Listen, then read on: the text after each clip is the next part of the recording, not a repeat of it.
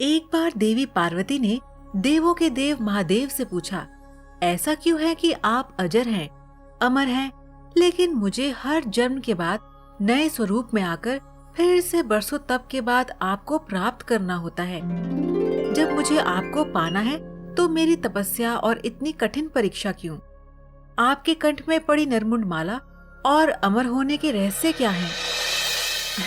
दर्शकों, महादेव ने पहले तो देवी पार्वती के उन सवालों का जवाब देना उचित नहीं समझा, लेकिन पत्नी हट के कारण कुछ गूढ़ रहस्य उन्हें बताने पड़े।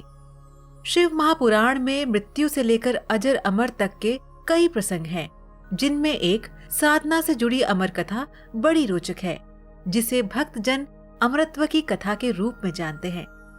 हर वर्ष हिम के आलय यानी हिमालय में अमरनाथ, कैलाश और मानसरोवर तीर्थ स्थलों में लाखों श्रद्धालु पहुंचते हैं। सैकड़ों किलोमीटर की पैदल यात्रा करते हैं। क्यों? ये ईश्वर यूं ही नहीं उपजा। शिव के प्रिय अधिक मास अथवा आषाढ़ पूर्णिमा से श्रावण मास तक की पूर्णिमा के बीच अमरनाथ की यात्रा भक्तों को खुद से जुड़े रहस्यों के कारण और प्रासंगिक लगती है। पौराणिक मान्यताओं के अनुसार अमरनाथ की गुफा ही वह स्थान है जहां भगवान शिव ने पार्वती को अमर होने के गुप्त रहस्य बतलाए थे।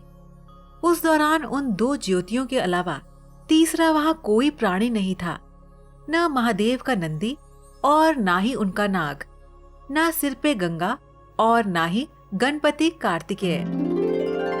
स्वागत है दोस्तों आपका हमारे चैनल समय चक्र में।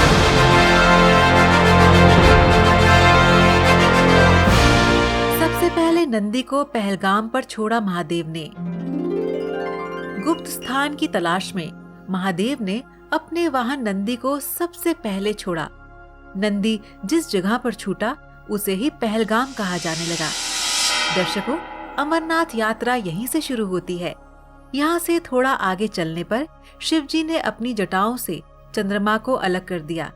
जिस जगह ऐसा किया वह चंदनवाड़ी कहलाती है। इसके बाद गंगा जी को पंचतरणी में और कंठाभूषण सर्पों को शेषनाग पर छोड़ दिया और इस प्रकार इस पड़ाव का नाम शेषनाग पड़ा। अगले पड़ाव पर गणेश छूटे।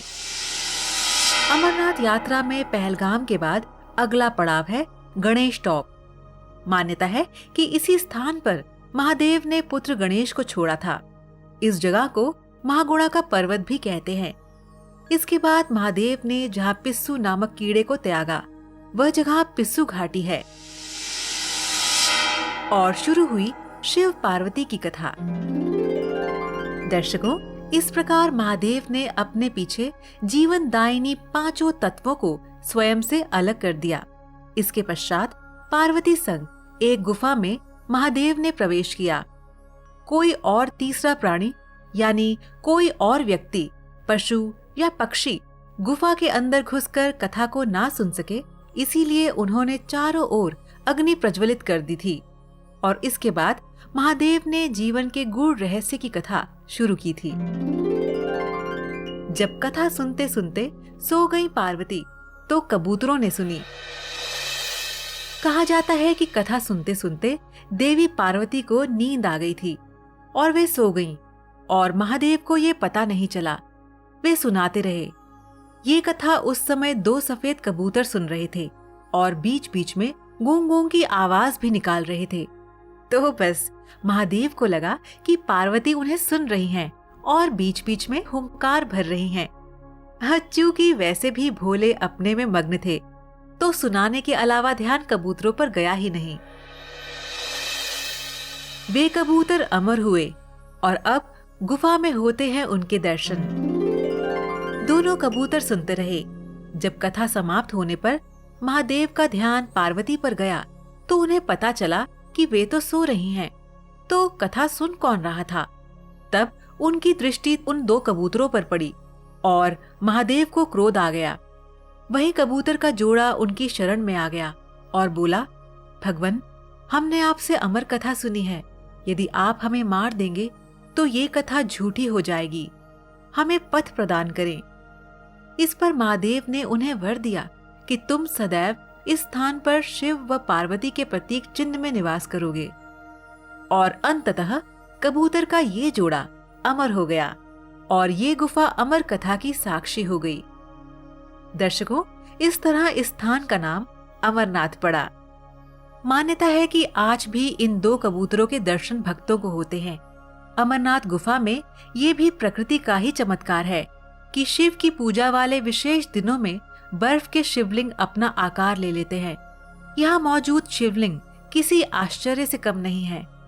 पवित्र गुफा में एक ओर माँ पार्वती और श्री गणेश के भी अलग से बर्फ से निर्मित प्रतिरूपों के भी दर्शन किए जा सकते हैं। तो दर्शकों, हम उम्मीद करते हैं कि आपको ये वीडियो पसंद आया होगा। जाने से पहले हमारे इस वीडियो को लाइक और शेयर करना ना भूलें और इसी तरह की और ज्ञानवर्धक वीडियोस देखने के लिए हमारे चैनल समय चक्र को सब्सक्राइब करना ना भूलें। धन्यवाद।